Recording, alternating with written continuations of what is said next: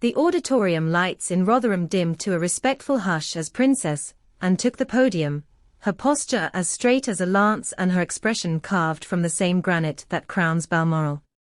60 years of citizens' advice celebrated in bunting and applause, yet every camera lens searched her face for a flicker, any trace of the firestorm raging far from those modest Yorkshire streets. None came. Not a tremor. Not a syllable. But in the void of comment, rumour grew teeth. For 3 days prior, palace corridors had thrummed with a single, unnerving whisper, "Anne will never forgive Harry." He had slammed the door on duty, torched the family's unwritten code, and monetized grievances in a memoir that dripped ink and indignation. To Anne, whose life is measured by unheralded engagements, relentless timetables, and a devotion that does not require camera crews, Harry's California exodus is not just rebellion, it is sacrilege. Court insiders swear she said it outright during a closed Sandringham dinner. He betrayed the crown, and the crown keeps score. One footman claims the sentence emerged between bites of pheasant, delivered with a casual certainty that chilled the wine. Whether apocryphal or not, the words now flap through royal offices like storm shutters left unlatched, rattling even King Charles's composure. The king between a rock and a sister. Charles, already navigating chemotherapy side effects and the slow-turning gears of constitutional expectation, finds himself hemmed in by 2 magnetic poles. To the south, Harry's camp petitions for thaw, private envoys, tearful phone calls at odd hours, promises that future projects will spare the monarchy collateral embarrassment. To the north, Anne stands immovable, an equestrian statue in human form, insisting that pardon without penitence is weakness dressed as grace.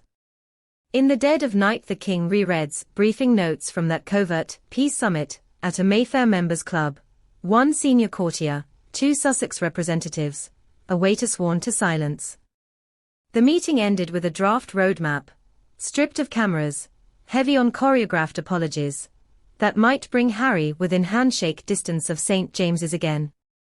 The ink has barely dried, yet already palace aides sense Anne's steel-tip veto hovering above every paragraph.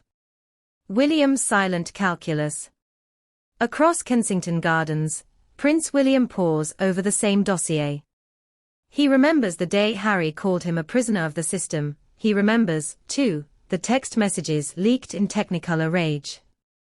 Duty demands he eventually inherit a throne unsplintered by fraternal warfare, yet his patience has limits measured in unbroken nights for his children. Those limits have contracted. Advisors describe his new resolve as flint under velvet.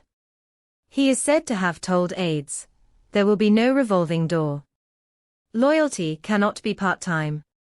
And so the lines harden, Anne's absolute rejection, William's conditional firewall, Charles's faltering olive branch.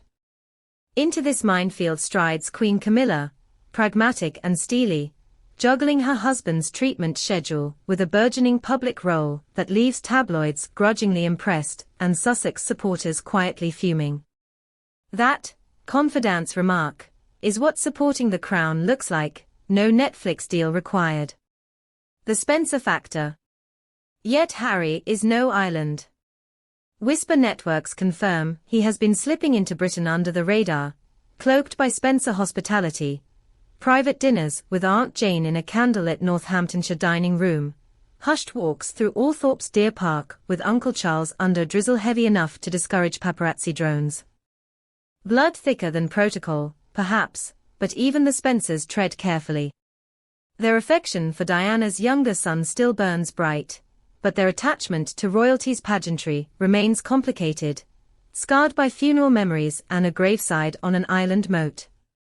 Observers wonder, will the Spencers become Harry's Trojan horse back into Windsor good graces, or do they simply provide a UK foothold while California sunshine fades into political irrelevance?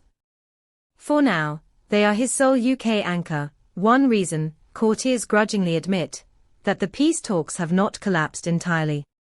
Princess Anne's quiet arsenal. While commentators dissect Harry's alliances, Anne keeps her strategy brutally simple: show up, work hard, speak little. Every public duty completed without complaint becomes another brick in the moral wall between her and her errant nephew. She does not need interviews, her silence roars. At Rotherham she greeted volunteers, unveiled a plaque, and departed in a gust of lavender perfume and diesel exhaust, yet social media lit up as though she had delivered a thunderous sermon. "Look at her glare," fans wrote. "That's what loyalty looks like." Anne's friends insist there is no personal vendetta, only a clinical intolerance for reckless self-interest. Loose lips sink fleets, she reportedly told a retired admiral after Harry's memoir dropped. To her, the crown is a ship still lashed to stormy seas. Mutineers do not get reinstated because they miss the uniform. Harry's next move. So where does Prince Harry turn? He is said to eye the coming months, King's birthday parade, Remembrance, Christmas at Sandringham as possible bridges. Yet each event passes first through Anne's ledger of acceptability. If the Princess Royal refuses to share a pew, the optics crash before the invitations ink. Already Charles's aides discuss the possibility of a brief, untelevised father-son audience at Clarence House rather than a full-fat family gathering. Harry, sources claim, may accept crumbs today for leverage tomorrow. But leverage cuts both ways. Palace negotiators have floated stringent terms: no fresh media deals centered on royal history, no solo documentary cruise on palace grounds, a decade-long embargo on private correspondence. Harry bristles. Freedom is the brand he markets, but the alternative is indefinite exile from the stage on which his mother once shone. Anne, hearing of these proposals, reportedly shrugged. If he wants a seat in the lifeboat, he can't bring fireworks. A kingdom in limbo. Meanwhile, public sentiment oscillates between fatigue and fascination. Pollsters note a resurgence of goodwill toward Anne, viewing her as a bulwark of old-school dependability in an era of influencer monarchy. Harry's popularity chart wanders like a lost compass needle, surging among younger Californians, sliding among middle-aged Britons wary of tell-all fatigue. Into that data seep the hard realities of Charles's health and Catherine's treatment, two senior royals fighting twin cancers, while a family feud hoards front-page oxygen. Inside Buckingham's Situation Room, staff draft parallel scenarios. Scenario A. Harry accepts conditions, issues muted apology, attends a low-key christening or balcony appearance, press coverage cautiously optimistic. Scenario B. Anne holds line, William backs her, peace roadmap combusts, Sussex interviews resume, monarchy bleeds goodwill into a jubilee year. The clock ticks, the pens hover. The Unforgiven season. For now, Anne keeps to her diary: a livestock show in Devon, a memorial service in Portsmouth, a diplomatic reception for Pacific climate delegates. Each handshake, each stiff-brimmed hat, each photograph devoid of drama, not glitz, not gossip, reinforces a narrative older than Harry's grievances: service without spectacle. She will not say Harry's name, but she doesn't have to. The unspoken radiates. Charles, weary yet stubbornly hopeful, believes there is space for both repentance and rebirth. William believes there is space only for reliability. Anne believes there is no space at all until respect returns through hard proof, not California choreography. Somewhere in Montecito, perhaps under a eucalyptus moon, Harry scrolls the headline reels: Princess Anne's icy silence, peace summit hinges on Iron Princess, Spencer siblings offer lifeline.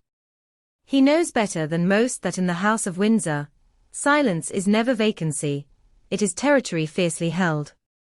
And so Britain watches the horizon. Will a sapphire blue uniform soften toward a penitent prince? Will the wayward son choose concessions over confessionals? Or will the storm clouds hanging over Windsor Castle in this, the most precarious chapter of a modern monarchy, crack open again, lightning illuminating one simple truth etched on Princess Anne's unyielding brow: loyalty is not negotiable, even for family.